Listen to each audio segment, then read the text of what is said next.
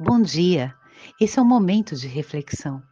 Fortaleça o seu coração e repasse essa mensagem a todos que ama. Vigiem comigo.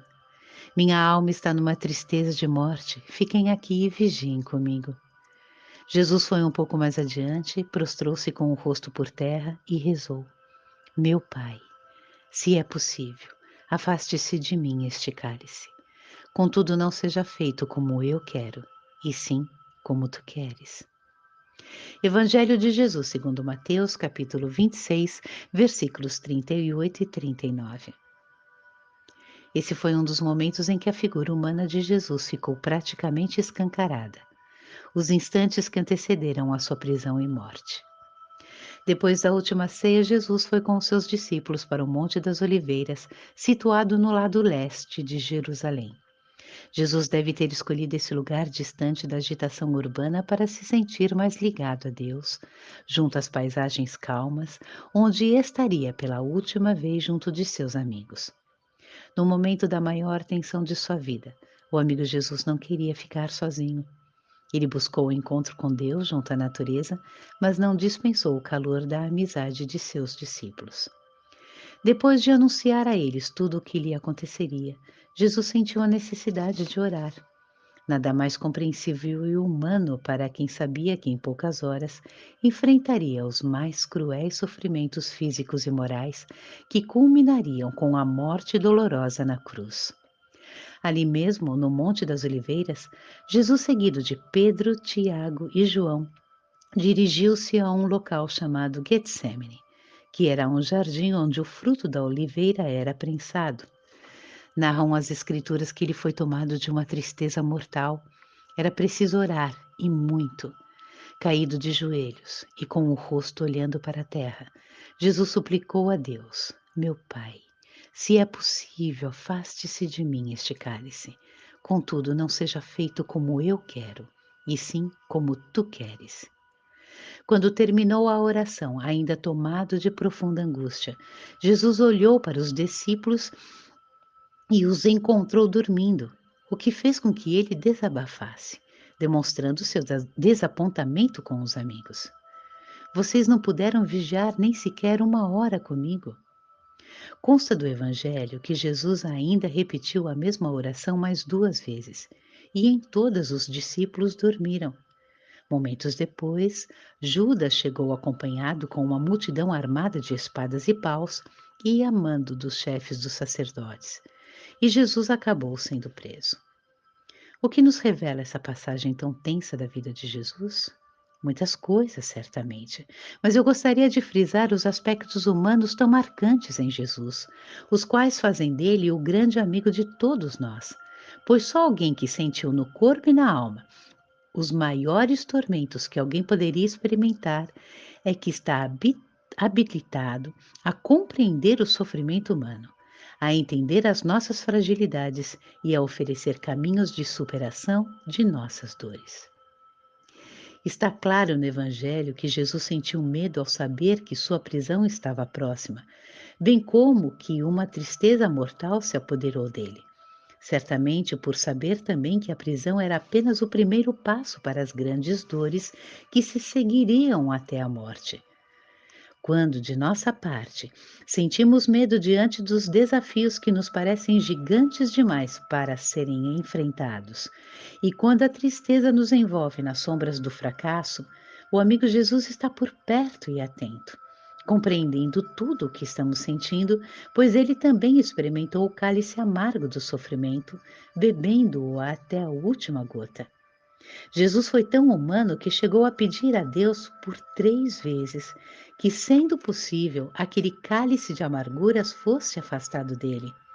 Mas Jesus foi também divino ao falar a Deus que, caso não fosse possível afastar o sofrimento que se aproximava, ele se curvaria à vontade do Pai. Como se curvou, como sofreu sem reclamar, como suportou calado os pregos, os espinhos e o escárnio dos soldados. E como nós, às vezes, reclamamos por tão pouco. Diante da cruz que cada um carrega, peçamos a Deus, como Jesus fez, que nosso fardo seja tirado. Entretanto, Se carregar o fardo for fundamental para o nosso bem mais adiante, peçamos a Deus as forças necessárias para levá-lo sem tantas queixas e reclamações, que só fazem pesar mais a nossa cruz. Nossas provações são meios de que Deus se utiliza para extrair a nossa melhor parte, o melhor em nós que, voluntariamente, não haveria meio de aflorar, ou porque a vida caminha fácil demais, ou porque vivemos acomodados, medrosos ou indiferentes a qualquer tentativa de crescimento. Nesses momentos é preciso aumentar a temperatura da água para que a agitação das moléculas dos nossos talentos faça evaporar a luz divina que habita o nosso ser. Quando o sofrimento for inevitável, podemos aprender com Jesus a deixar a nossa cruz mais leve. 3 atitudes ele deixou de exemplo para nós no Monte das Oliveiras: oração, aceitação da vontade de Deus, compreensão de que a dor está construindo algo melhor em nós mesmos.